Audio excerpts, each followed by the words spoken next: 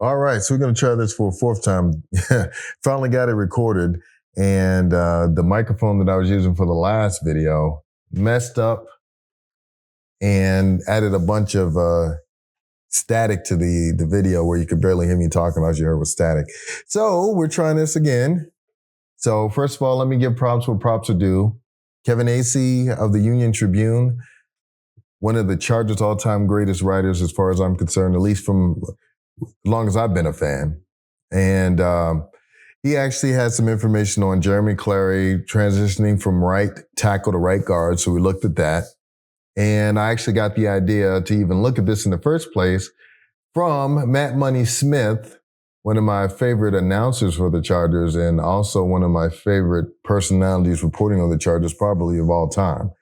And I also have to give props because it was Believe in Chargers to one of my favorite players of all time, Lorenzo Neal, fullback from those LT years, phenomenal player. But anyway, so this has happened to the Chargers once that I know of. It's probably happened more than once, but it's once that I know of. Jeremy Clary was playing right tackle for the Chargers, and he wasn't really that good at right tackle, but he was that's what they had. And they decided in the first round to draft DJ Fluker. And in fact, let me pull up, just so we can look at DJ Fluker, let me pull up something here. So DJ Fluker, there he is. Big DJ Fluker, 6'5", 342 pounds. DJ Fluker, what a player. Played a long time in the league. He had a successful career. He played for the Chargers, the New York Giants, Seattle, and Baltimore. Okay, anyway, so I'm going to summarize this article that Kevin Acee wrote way back when, and then we'll go from there. So Jeremy Clary, in 2013, as reported by Kevin Acee, May 2013, the Chargers moved Jeremy Clary from right tackle to right guard. This positional change came after the Chargers selected DJ Fluker in the first round of the 2013 NFL draft to play right tackle.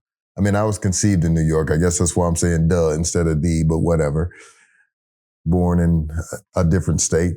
Struggles at tackle.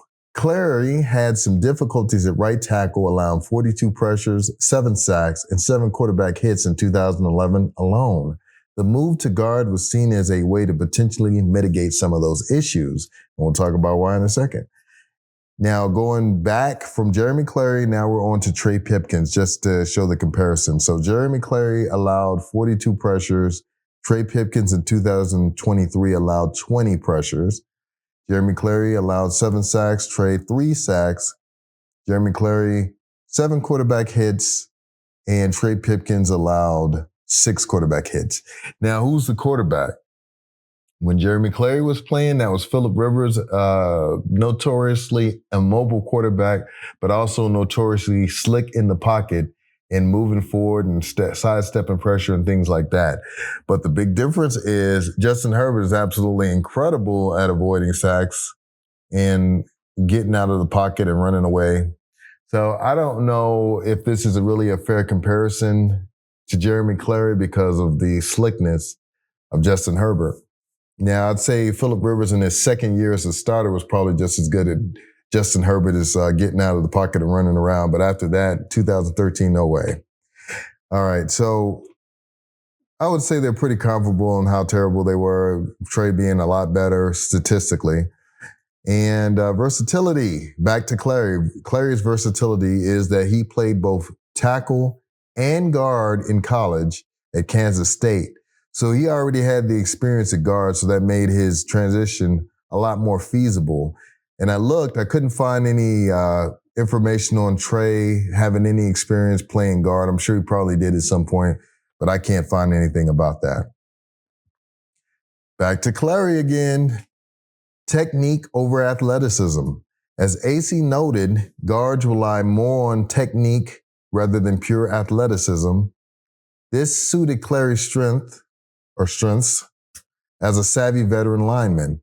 Speaking of which, Clary at this point had played 6 years in the league, was it? Or was it Yeah, he'd already played 6 years in the league, and I think will be his 6th year, right?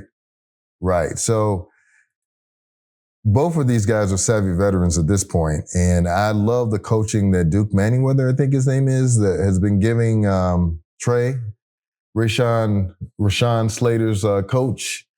We saw the jump in improvement, and we saw the dedication Trey has had to improving himself as a player. So I would imagine that in his 6th year coming up, he's definitely a savvy veteran. So I think I cut myself off there. So, well, no, I didn't. So I was basically saying that moving to guard, you rely more on your savvy and your technique as well as brute strength as a guard, and we'll see whether or not Trey has the strength, but he definitely should have the savvy to be able to make things work at guards, along with better coaching. I don't want to criticize the coaching under Brandon Staley because I don't know what happened there, but I have full confidence in the coaching that we have now. Now, going back to Clary, according to AC, the move inside could allow Clary to be more effective by utilizing his guile and technique in tighter quarters rather than having to deal with elite edge rushers at tackle. Guards generally need strength and leverage more than pure athleticism. While there would be an adjustment period, the Chargers hope this position change could revitalize Clary's career after some struggles at tackle. AC's reporting provided insight into the team's rationale behind this strategic offensive line shuffle. Well, I don't know how Jeremy Clary did that year, and that's something I should have looked up. I'm going to pause real quick, see if I can look that up. Well, I looked, and this is what I said. Oh, Lord. Because in 2013, Jeremy Clary, who played as a guard for the San Diego Chargers, allowed 45 quarterback pressures. This included 8 quarterback hits and 8 sacks over the course of the season. His performance in pass protection was a critical aspect of the Chargers' offensive line dynamics during that year, according to Pro Football Journal. And then said PFF. So I guess the stats came from PFF. So let me pause this again and take a look at the Chargers stats. Holy cow. He got worse. Okay, so pulling up the stats from 2012. So it looks like the team, we'll just go with the ranking. So the offense ranked number 20 in the league. Okay. The offense ranked number 20 in the league. And let's see, they gave up, how many times did Rivers get sacked? Here it is. So Rivers had 26 touchdowns, 15 interceptions, and he was sacked 49 times. Now, it is of note that Norv Turner was the head coach, so I don't know who the offensive coordinator was. It doesn't matter. It was Hal Hunter, yeah, whoever that guy is. I don't even remember that guy because we know that the offensive coordinator was Norv Turner. So under Norv Turner, they gave up 49 sacks in his last season, and the offense was ranked number 20, which is abysmal for a Norv Turner team. They scored 350 points, gave up 350 points. Okay. So what were they expected to do that year? So they expected to go 8-8. What did they actually do? They went 7-9. And then in 2013, they were expected to go, what the heck was that? Oh, okay. They were expected to go 9-7, and they went 9-7. But anyway, that's beside the point. So in 2013, so this is after Clary moved from right tackle to right guard. It's not the only change, obviously, but and of course, Keenan Allen came on the scene as well, I think, in 2013 to replace one of our favorite players, Malcolm Floyd, who got injured. Keenan Allen did his thing. But anyway, so they went from ranked number 20 to ranked number 12 under Mike McCoy. And even though Clary gave up more sacks, Phillip Rivers was sacked a lot less. He was sacked, where's Phillip Rivers at? He was only sacked, he was sacked 30 times. So 19 less times than the year before was he sacked.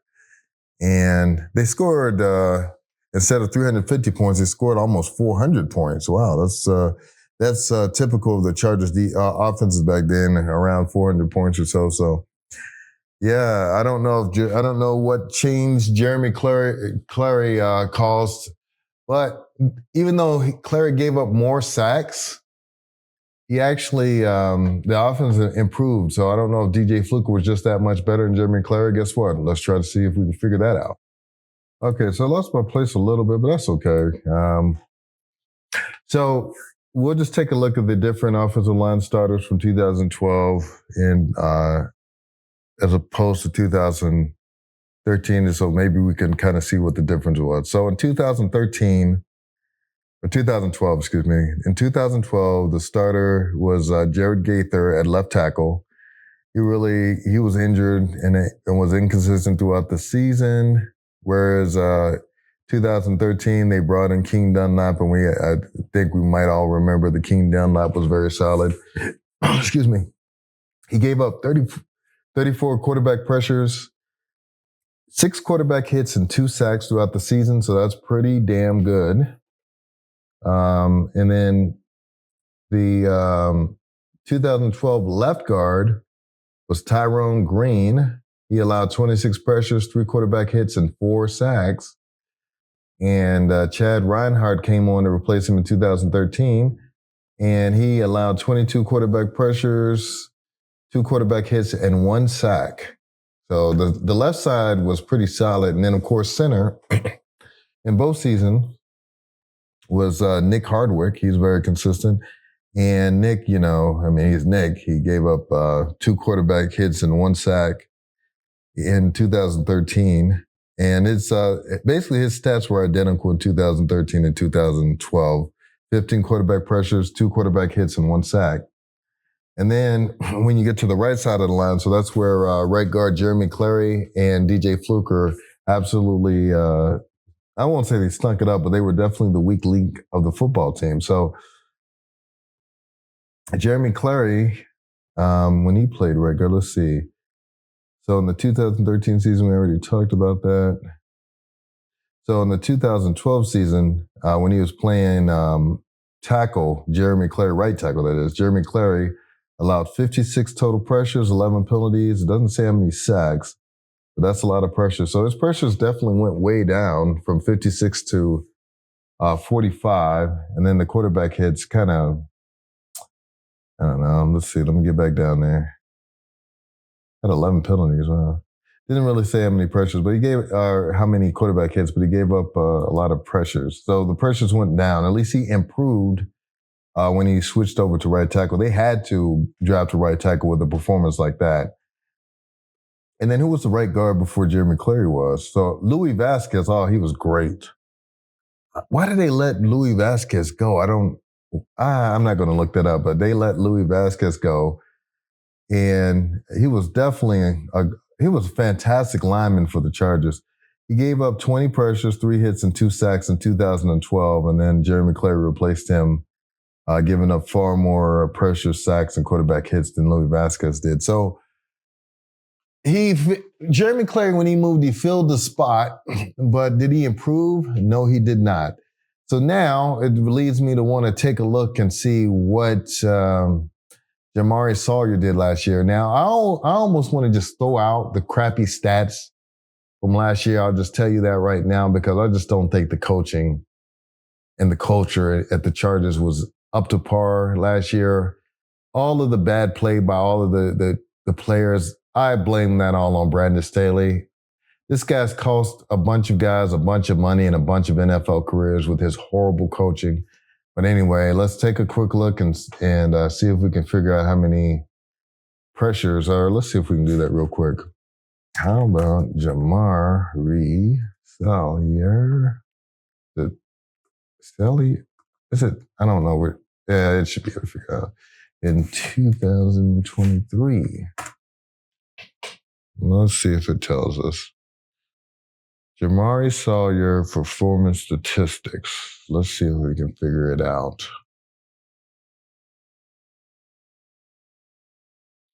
So Jamaree Salyer allowed 21 quarterback pressures, which included 3 quarterback hits and 2 sacks over the course of the season.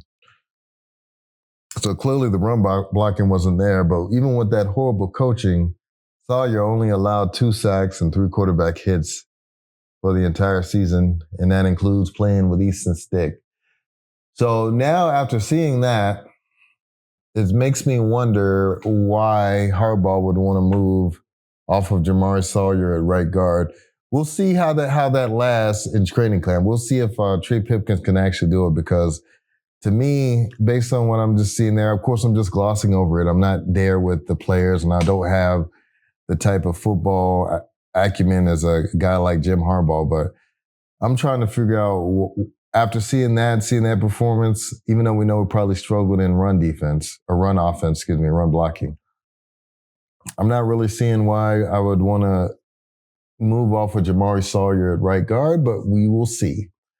And then another thing is, how was he in 2012 or 2022?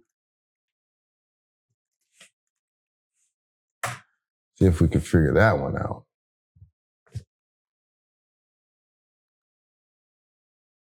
Because Jeromey Sawyer seems like he's a really solid offensive lineman that really doesn't need to be benched. So when he was playing, he started 14 games of left tackle for crying out loud, allowed 24 quarterback pressures, which included 4 quarterback hits and 5 sacks. So he was, we saw a bit of an improvement for him moving from left tackle to right guard. To be frankly honest with you, with all the stuff that I'm seeing here, and I'm going to have to think about this a little bit more, but we'll have to see if Trey Pipkins can actually win that right guard spot. And then we'll also have to see whether or not it was actually a better performance than what Jeromey Sawyer did. Now, I have no worries about the run blocking getting better this year. My worry is the pass blocking, and I don't know why you would take a guy like Jeromey Sawyer out of the starting lineup. So, I'm hoping that Jim Harbaugh's trying to motivate Jeromey Sawyer, but I don't know. Maybe he seems to say what he thinks or say what he means when he speaks. So maybe he thinks Trey Pipkins is going to be a really good right guard. We're going to find out. But anyway, let me get back to it. I kind of got on a long tangent there, which I tend to do a lot. Oh, well. All right. So in summary, tackles need elite athleticism and length to handle speed off the edge, while guards need brute strength and technique to control powerful interior defensive linemen in tighter spaces. So the guys guilty as charged said that Jeromey Sawyer would struggle against guys he shouldn't struggle against and play well against guys he should have no business playing well against. So maybe Jim Harbaugh looked at the tape and said, this guy's inconsistent. I need more consistency in here. I'm going to move Trey Pipkins from right tackle to right guard and see what happens. So that could be it.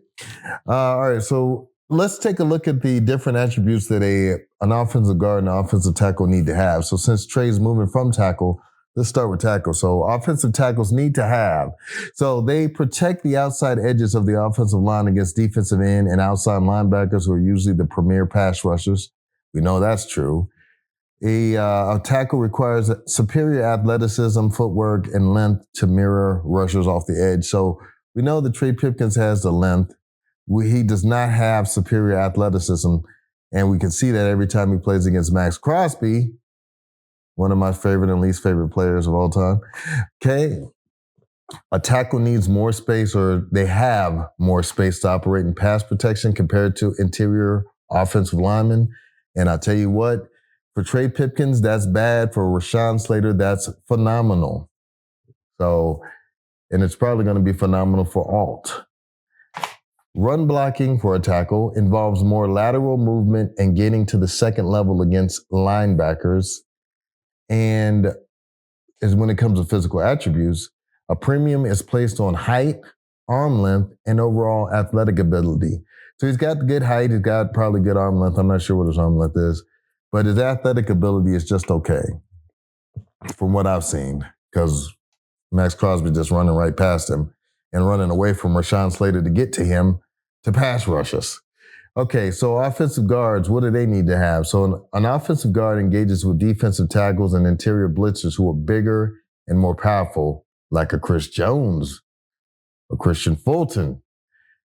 An offensive guard relies more on functional strength and leverage and hand techniques in tighter quarters.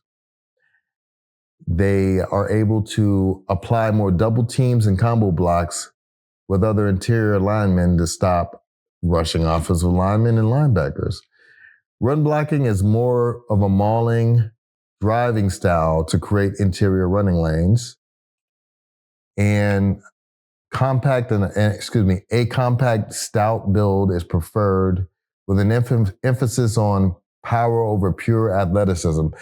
To me, that seems to match better when you're talking about Jeromey Sawyer, but Jim probably knows what he's talking about better than me. So we'll just sit back and relax and let Jim do his thing. But anyway, so what do I think about all this? So I kind of did some of this from the seat of my pants. This video is a lot different this time than it was the first time I did it. I'll tell you that much.